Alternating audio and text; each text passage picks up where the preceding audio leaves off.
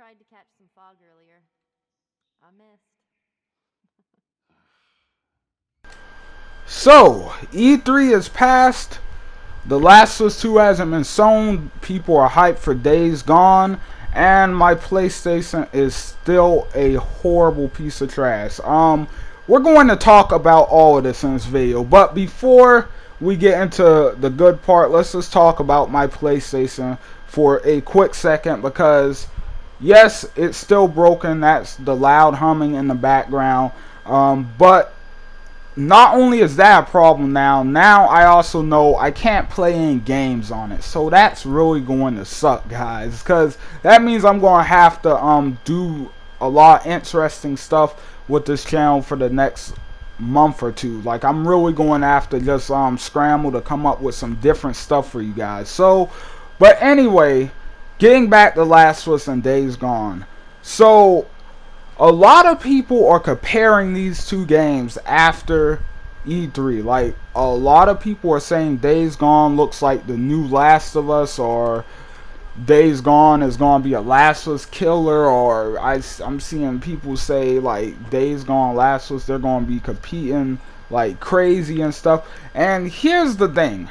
I do not think Last of Us and Days Gone are going to be the same games. I don't even think they're going to be all that similar, aside from them being set in post-apocalyptic worlds. I think overall the experience of the two games are going to be pretty different. And I want to talk about that in this video. So, before we get into anything, I need to mention the biggest difference that's obviously going to be in this game, which is the massive open world compared to the linear story in Days Gone.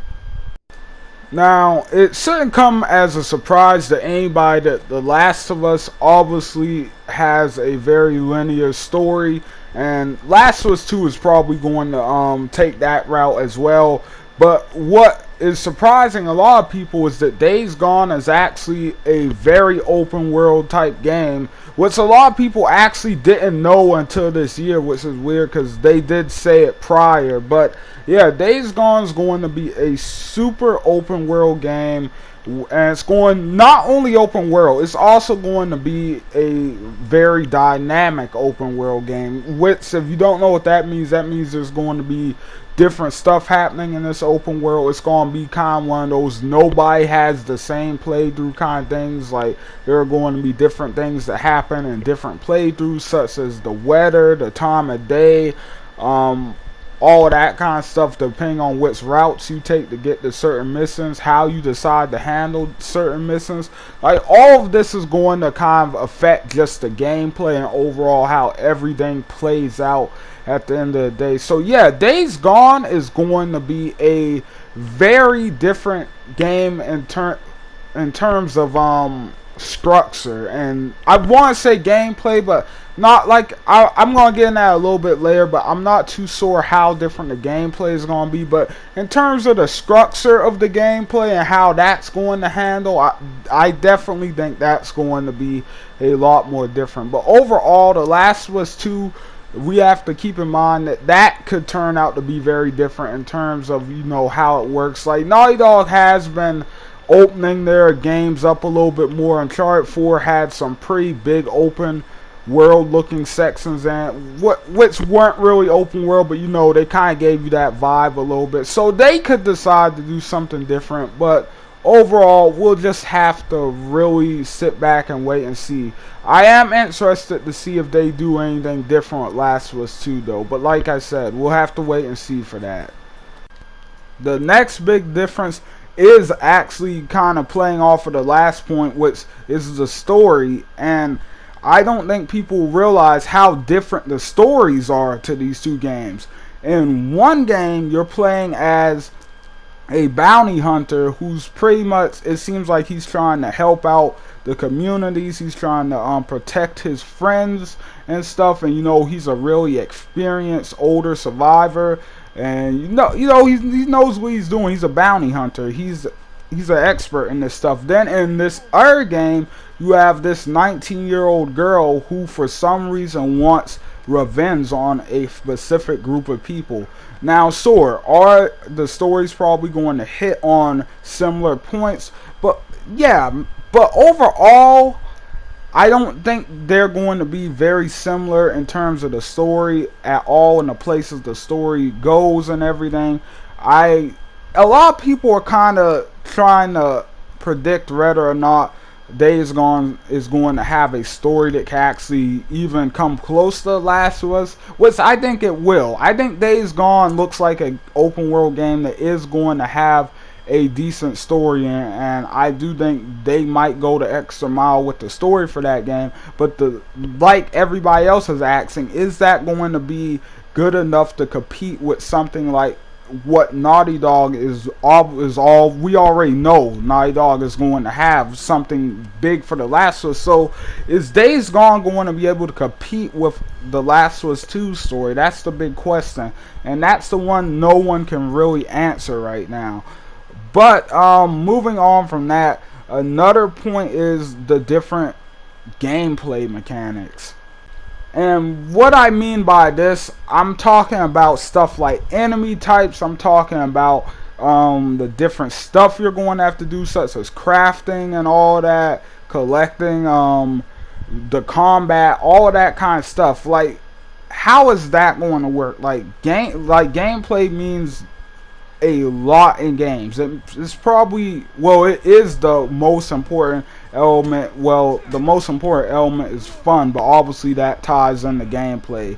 So yeah, what's the gameplay going to be like in these two games, and is it going to be different enough to really make them feel like different games? So here's the thing. The combat is the part I'm kind of not sure on. I'm thinking the combat could turn out kind of similar to in these games, because really, like, you know, what else are you really going to do? They both have really brutal combat systems with different weapons and stuff, and overall it just looks like it's going to be the same. Both games have guns and stuff. I don't know. At first it looked like Days Gone would have been a little more gun heavy, but after seeing this year's demo and stuff, it looks like it might not be after all. So that's interesting. I can't wait to see how that's going to work out. It looks like it's still going to involve using guns a little bit more. It looks like you're not going to have to be as careful as you would be in The Last of Us when it comes to conserving ammo, but at the same time, I don't think it's going to be like, you know, just go out here and waste as many bullets as you want. So yeah, I'm gonna have to wait and see on that part. But in terms of like the other gameplay mechanics, the big thing I'm thinking about with Days Gone is, it, if I'm correct, is Days Gone is going to take kind of a survival kind of gameplay aspect to it, where you are going to have to loot stuff. You are going to have to find supplies, which you do have to do in Last of Us, and you're going to be crafting all this different stuff.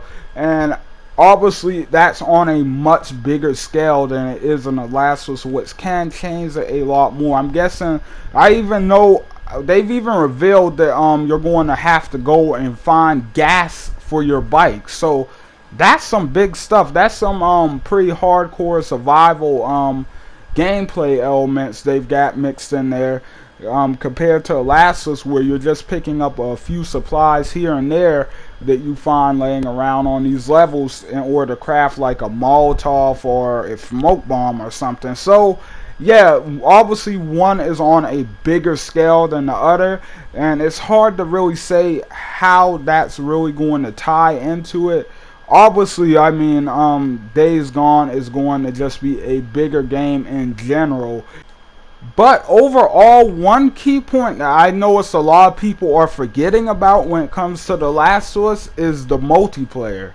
Last of Us 1 had some really good multiplayer, so Last of Us Part 2 is most likely going to have a multiplayer, and that's a big deal for a lot of people. That multiplayer can really determine how long a person stays playing a game. Like, if a game has a good story and a good multiplayer like The Last of Us did, that's so much replayability right there. Like, I'm telling you right now, I played The Last of Us 1, like, I beat it like 4 times, I think, and I played the heck out of multiplayer.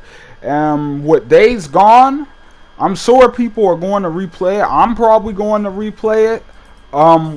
But overall, it's kind of like, are you going to replay that, a game like that, an open world game that big, like 4 times, 5 times over? Like, probably not. It's probably not going to get as much replay value, and that's one thing I did notice. But then again, we don't know the extent of the game. Like, the game is supposed to be super dynamic, so depending on how dynamic we're talking here, which it sounds like it is going to be very dynamic, because stuff like the weather and, you know, the time of day can affect all of your encounters and stuff like that. So it will, obviously Days Gone will have some replay value, but the question is how much. But overall, guys, that's all that I really have to say about these two games. Obviously Last of Us is still my second favorite game of all time,